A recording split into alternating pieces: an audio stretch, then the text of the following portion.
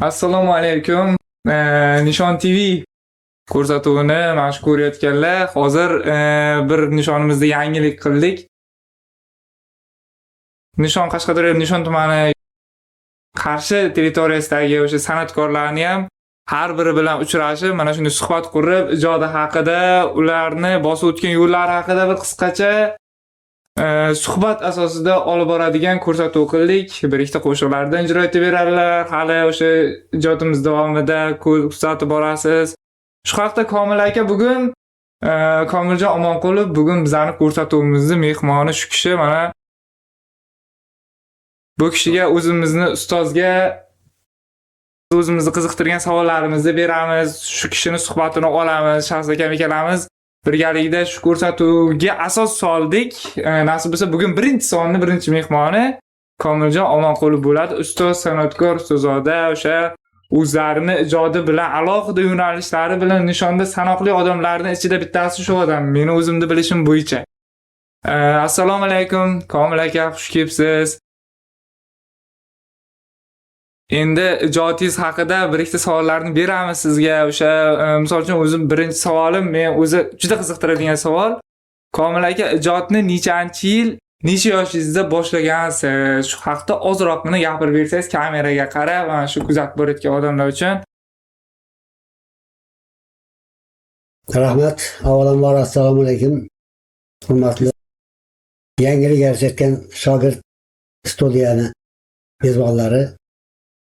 Endi san'atni aslida men mana shu o'zimizni mahalladosh, qarindosh urug'lar adashmasam 15 yoshimda yo 14 yoshimda mana bu yerda mahallamizning raisi Serob aka Osamurodov, Boybir Abdullayev shularni 7 kishi rubob o'qigan bo'lsa, 6 kishi o'qigan bo'lsa, 7-chi bo'lib men o'qiganman rubobni. Shunda endi bizlarning vaqtimizda bunaqangi bir musiqalar, magnitofonlar kamdan kam bo'lardi. Plastinka radio programmamiz bo'lardi. Shu men bulardan sal kechroq olib keldim rubobni. Aslida bular Andijon polkasini boshlarini o'rganib olishgan.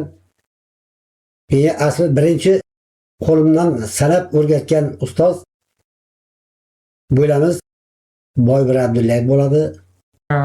Shu inson bosib mana bunisini ikkita urib qo'yib ikkita urasangiz Andijon polkasini boshini o'rgatgan ustoz Boybir Abdullayev bo'ladi. Shundan keyin plastinka radioga muzika chiqsa chiqmasa qo'shib chalaverdim. Shu bo'yicha keyin muzika chiqmasa-da qo'lim yugurib o'rganib qoldi. Shundan boshlanishi bo'ldi. Keyin asta-asta qo'shilib chalib ketaverdim. Juda tez o'zlashtirib ketib qoldim men. Avvalambor assalomu alaykum ustoz. Sizga beradigan savollarimiz ko'p. Sizni Ortiq Otajonov shogirdi deyishadi. Shu haqda aytib bersangiz iltimos. Anomimiz mana ustoz Ortiq Otajonov bilan hayoti davomida 86-yil assalomu alaykum tanish bo'lgan bo'lsak, hayot davomida 18 marta birga bo'lish nasib qildi. Endi 86dan to 97-yilgacha men ustoning yonida necha to'yga kelgan bo'lsa, bordi keldi borib bir kasa choy desak kelib ichib ketib 11 yil to'ylarga kutib olib o'qigan bo'lsak ham biron marta yo men ashulachi yo muzikantman demaganman.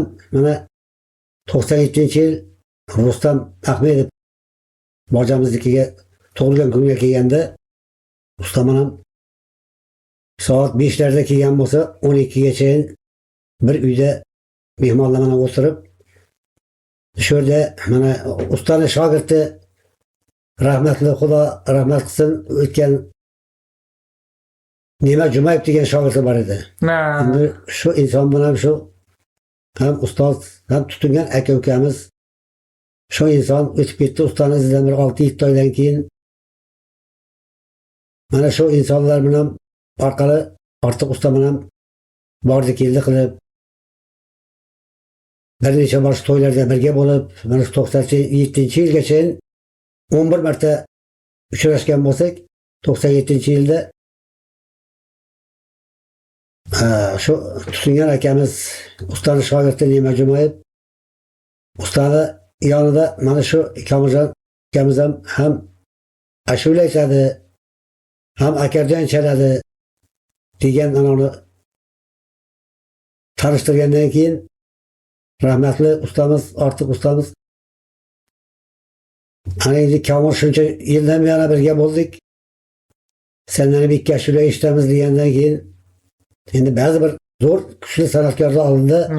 Bundaroq san'atkor sut bosadi. Endi şöyle sharoit yaxshi bo'lgani uchunmi ustani yonida o'zlarini qizlar degan ashulasini aytib berdim. Keyin Orol degan ashulani o'zim Sharq yulduzi degan jurnaldan olib tayyorlaganman. Orol degan ashulani aytib berdim. Shunday qilib mana shu ustani hayot davomida 18 marta birga bo'lish nasib qilgan. Ilohim oxiratlari obod bo'lsin, o'tganlarni ustozlarni qo'llasin. Mana san'atimiz mana shundan keyin mana biz qatori bo'lgan ko'p san'atkorlar o'tib ketdi, san'atini to'xtatib qo'ydi. Mana Xudo